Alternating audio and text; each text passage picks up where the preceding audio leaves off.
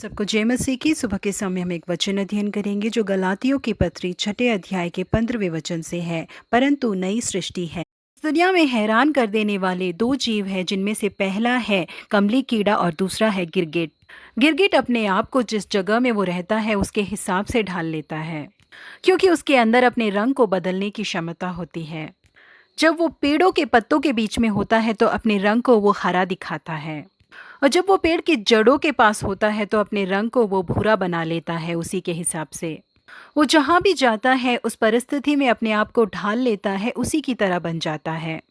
गिरगिट किस जगह में है करके कोई भी पता नहीं लगा सकता, लेकिन कंबली कीड़ा ऐसा नहीं होता है। वो जहाँ पर जाता है उसके हिसाब से अपने आप को नहीं बदलता, लेकिन वो अपने आप को ही एक खूबसूरत जीव की तरह बनाता है। जब उसके अंदर ये बदलाव होता है तो थोड़े समय के लिए लगता है कि शायद ये कीड़ा मर गया है, लेकिन उस हालत में भी उसके अंदर बदलाव होता ही रहता है। वो अपने आप को एक खूबसूरत से जीव में परिवर्तित करके, यानी कि एक खूबसूरत सी तितली बनकर उड़ जाती है। परमेश्वर के लोगों, ये दोनों ही जीव अपने आप को बदलने की क्षमता रखते हैं, लेकिन हमें कभी भी गिरगिट की राह पर चलने की कोशिश नहीं करनी चाहिए।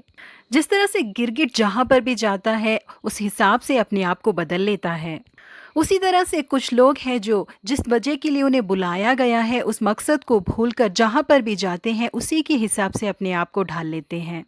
जब परमेश्वर के लोगों से मिलते हैं तो उनके समान, जब अपने दोस्तों से मिलते हैं तो उनके समान, और जहाँ पर वो काम करते हैं उन लोगों के साथ उनके हिसाब से वो बर्ताव करते हैं। इसी तरह से उनके कई चेहरे होते हैं। इस तरह के एक जीवन को परमेश्वर बिल्कुल भी पसंद नहीं करते। यहूदा जब यीशु मसीह और चेलों के साथ थे तो उन्होंने प्रभु भोज में भाग लिया, लेकिन जैसे ही वहां से बाहर आया तो प्रधान याजकों, सरदारों और शास्त्रियों के हिसाब से उसने अपने आप को बदल लिया। ऐसे लेकर उसने यीशु मसीह को पकड़वाया और अंत में वो मर भी गया। लेकिन हम जो परमेश्वर के बच्चे हैं, हमें तितली की तरह अपने अंदर एक बदलाव को अपनाना चाहिए। हम जिस वचन को सुनते हैं वो वचन हमारे अंदर एक बदलाव लाना चाहिए। वो बदलाव हमारे जीवन में हमें एक बेहतरीन व्यक्ति बनाएगा। वचनों को बार बार सुन सुनकर हमारा पुनरुत्थान होना चाहिए। ओनेसिमुस नाम का एक व्यक्ति फिलेमोन नाम के व्यक्ति के पास गुलाम के रूप में काम करता था।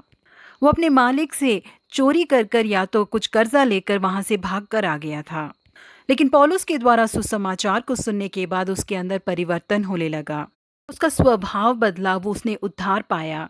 एक बहुत ही बेहतरीन व्यक्ति के रूप में वो बदले और पौलुस के लिए बहुत ही उपयोगमय पात्र के रूप में वो बदले। यहाँ प्रिय परमेश्वर के लोगों, जिस तरह से एक कंबली कीड़े के अंदर परिवर्तन आके एक वो तितली बन जाता है, परमेश्वर हमारे जीवन में भी एक चाहने लायक परिवर्तन को लेके आए। वो हमें एक नई सृष्टि में बदल दे। प्रभु आप सबको आशीषित करे। Have a blessed day.